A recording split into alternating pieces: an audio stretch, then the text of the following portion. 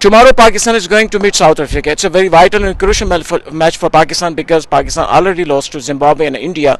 At the points table, Pakistan is below than South Africa and India.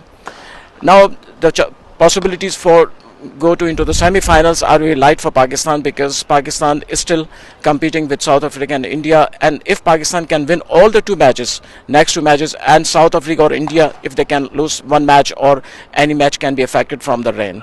So luck is with Pakistan or not, it will be decided tomorrow, but Pakistan is, you can see behind me, they are making a good preparation for the tomorrow, and hopefully Pakistan can get the match against South Africa because Pakistan is one of the team where Pakistan can get difficult matches easily, but easy match very difficult.